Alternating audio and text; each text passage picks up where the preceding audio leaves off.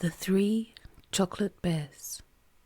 Once upon a time, Auntie Sarah bought Jimmy, Jane and Joseph 3 chocolate bears. They were fine bears, with long noses and big fat legs made of the loveliest milk chocolate you can imagine. But Mother wouldn't let the children eat the bears because she said it would spoil their lunches. "Well, where shall we put them then?" said Auntie Sarah. "It's such a terribly hot day that they're sure to melt." "Put them in the fridge," said Mother. "They'll keep nice and hard there." So the 3 bears were put into the fridge. Oh, it was cold. It was freezing cold there. The bears began to shiver and shake.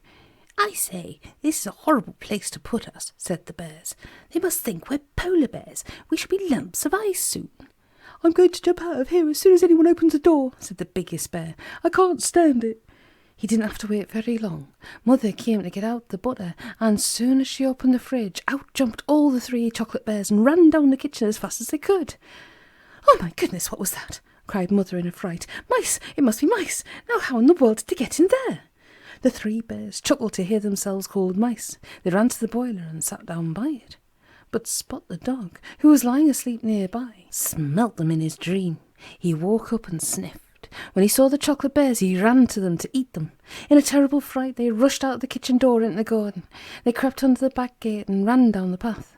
Spot couldn't follow them because he was too big to get under the gate, and he couldn't open it by himself. "I still feel very cold," said the middle bear, shivering. "If only we could have stayed by that warm heater." "Look, there's a big lump of feathers lying in that ditch," said the smallest bear. "Feathers are warm. Let's go and cuddle into them." So they ran over to the big lump of feathers and burrowed right into them.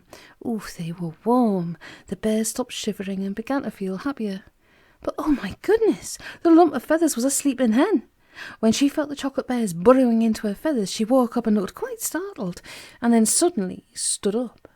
Out jumped the bears with a thud, and the hen clucked in fright. She pecked the ear of the biggest bear and then ran away, squawking loudly. The 3 bears were so frightened that they began to shiver again.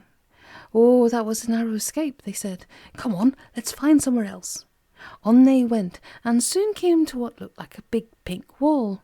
They ain't touched it. It was very warm. "Let's lean up against this," said the middle bear. "It's nice and hot." So they did. But they hadn't been there very long before the wall shook and shivered, and a piggy voice said, "My gracious, something's tickling me dreadfully." Yes, it was a pig, a big fat pink pig lying down in his sty. How scared the 3 bears were. "This is dreadful," they said, scurrying away. "We were nearly eaten then." They rushed out of the sty and came to a little lane. The sun shone down there and the lane was hot. "Let's sit down here," said the biggest bear sleepily. "That must be a great big fire burning up in the sky. It will warm us nicely. The grass is so soft here too." So they sat down and went to sleep in the sun. And oh dear, dear me, the sun was so terribly hot that they began to melt. And when they woke up, they'd melted all the way into 3 little brown chocolate puddles in the grass. "I can't get up," said the first bear. "I haven't any legs," said the second bear. "I'm a puddle," whispered the third bear. And then a grey donkey came by and licked them all up. "Funny sort of puddles those were," said he. "I wish I could find more like them." "I don't think he's gonna, though. Do you?"